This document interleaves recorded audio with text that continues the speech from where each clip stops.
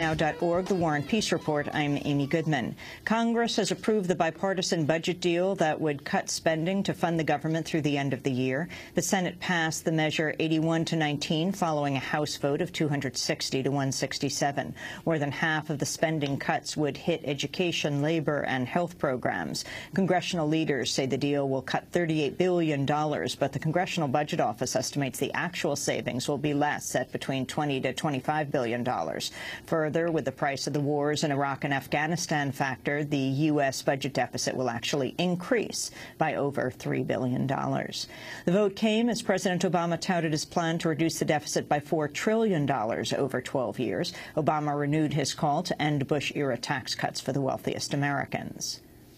It's important that we look at our tax code and find a way to work together to not only simplify and make the tax system fairer, but also that we use it as a tool to help us achieve our deficit targets. We can't exempt anybody from these efforts, that it's not appropriate for us to ask for sacrifices from everybody except for the 2% of Americans who are doing best.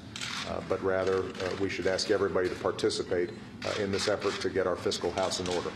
The U.S., Britain and France are vowing to continue their military operation in Libya until Muammar Gaddafi is overthrown. In a joint statement, the three said, quote, "It is unthinkable that someone who has tried to massacre his own people can play a part in their future government. Colonel Gaddafi must go and go for good."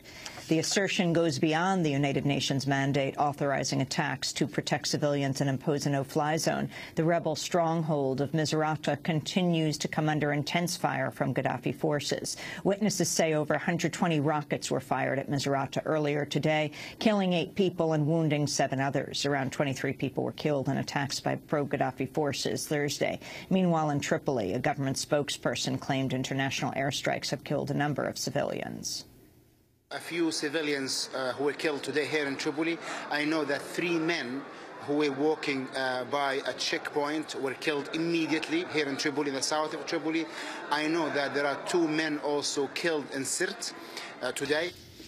An Italian peace activist has been slain in the Gaza Strip following his abduction by Palestinian militants.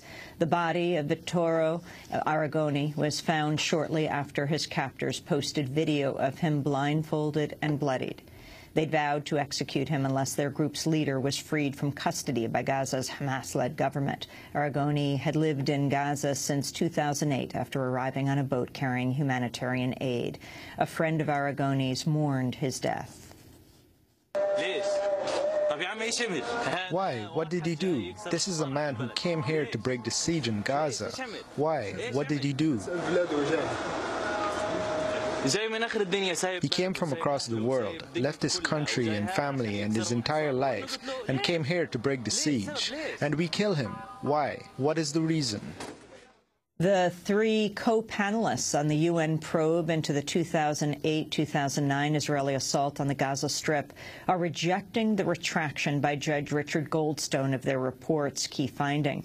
Earlier this month, Goldstone said he no longer thinks Israel deliberately targeted Palestinian civilians in its 3-week assault. In a statement, the 3 co-panelists, Hina Jalani of Pakistan, Desmond Travers of Ireland, and Christine Chinkin of Britain, write, quote, "We find it necessary to dispel any impression that subsequent developments have rendered any part of the mission's report unsubstantiated, erroneous, or inaccurate."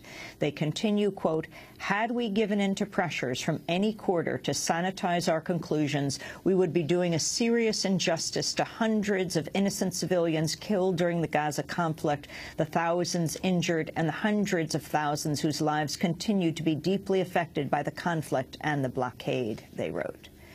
In Cuba, relatives of victims of a Cuban militant living freely in the United States gathered Thursday to urge the U.S. to extradite him for trial. Cuban exile and anti-Castro militant Luis Posada Carriles was acquitted last week on charges of lying under oath during an immigration hearing. Posada Carriles was accused of lying about his role in a series of bombings in Havana in 1997 that killed an Italian tourist and wounded 12 others. Posada Carriles had formerly admitted on tape to his role in the hotel bombings, but later recanted. He is also known as a suspected mastermind of the 1976 bombing of a Cubana airline jet that killed 73 people. A relative of one of those killed in the jetliner bombing called on the United States to extradite Posada Carriles to Venezuela to face charges. We are demanding that the law be followed. We are demanding the application of Resolution 1363. We are demanding the 1961 Montreal Convention be respected. We are demanding that the extradition treaty between Venezuela and the United States be respected. But more than anything else, we are demanding that Posada Carriles be recognized as a terrorist. In Britain, 5 people with a delegation of fishermen and residents from the Louisiana and Texas Gulf Coast area were blocked from entering the annual shareholders meeting of the oil giant BP.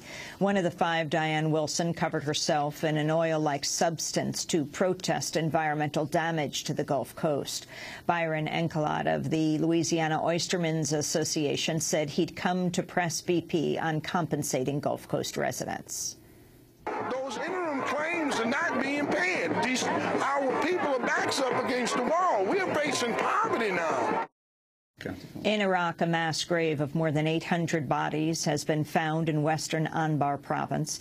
Iraqi officials say the victims were opponents of Saddam Hussein, killed between 1982 and 1987, when Hussein was backed by the U.S. government.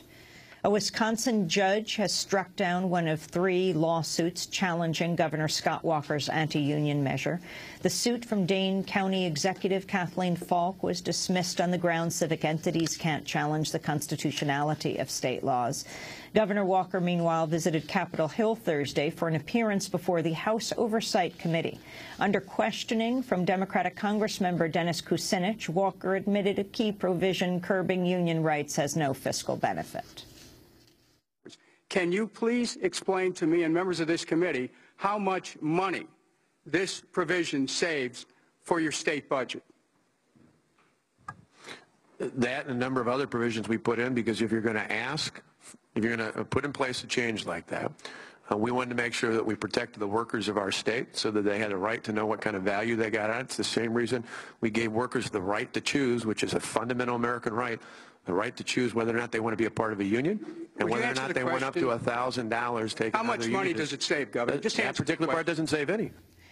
Vermont Governor Peter Shumlin also appeared before the panel. In a rebuke of Walker's approach, Shumlin criticized the targeting of workers' rights and benefits in the name of balancing budgets.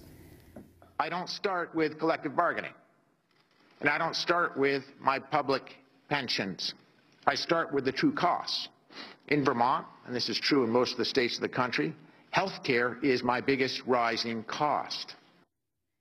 And in India, the Indian Supreme Court has granted bail to renowned physician and human rights activist Dr. Vinayak Sen. Last year, Sen was sentenced to rigorous life imprisonment on the basis of an archaic colonial-era sedition law on allegations of helping a banned group of Maoists. In ruling in favor of bail, the 2-judge panel also cast doubt on Sen's conviction, criticizing prosecutors for citing literature found to be in his possession. For Anjali Kamat's pieces on Vinayak Sen, you can go to our website at democracynow.org. Those are some of the headlines. This is Democracy Now!, the War and Peace Report. I'm Amy Goodman with Juan Gonzalez. And welcome to all of our listeners and viewers around the country and around the world.